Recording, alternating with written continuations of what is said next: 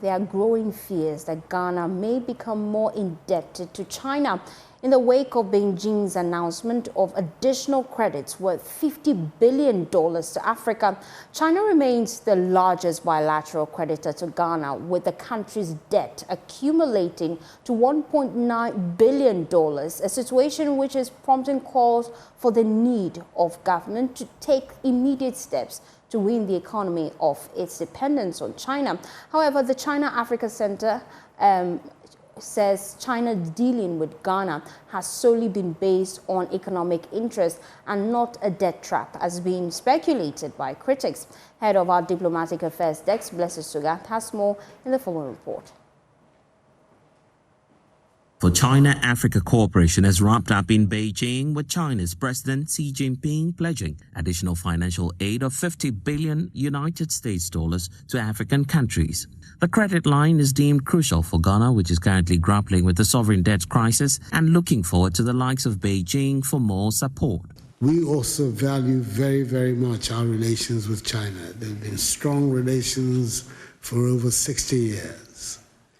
In fact, I think that we're one of the first countries in Africa to have established diplomatic relations with China. And ever since then, we have counted on you as one of our most reliable friends. But there is growing scrutiny of China's economic assistance to Ghana. While critics lay claim to a possibility of a Chinese debt trap, the China-Africa Center, a civil group based in Accra, says the credit line could be an alternative or a complementary line to Ghana's bailout program with the International Monetary Fund.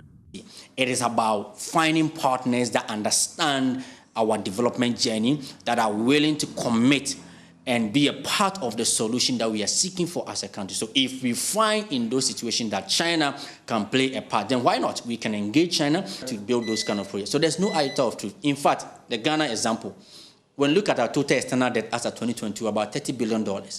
Out of the $30 billion, China's own in there is about $1.9 billion, which is about 6%. So if China owes about 6% of our total external debt, how then can we conclude that because of that 6%, and we are in debt crisis, therefore China is the cause of that? It cannot be.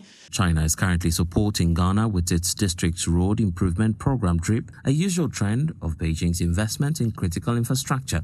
This, the Africa-China Center says, is necessary for Ghana and Africa's development. China's engagement in Africa is purely economic interest. That is what China is doing. It's purely based on economic interest. And economic interest means that when money goes, money has to come back. So there's no way China will take their taxpayers' money and just dole it out to countries that they know cannot pay, and they confiscate their assets. To do what? To then resell those assets to get their money back? No. These are all projects that are viable, that they discuss at various levels. Africa's own agencies are involved in the discussion. Sometimes some of the projects that are even discussed under debt trap diplomacy, you can see there's an element of Africa and European and Chinese companies all coming together to build those kind of projects.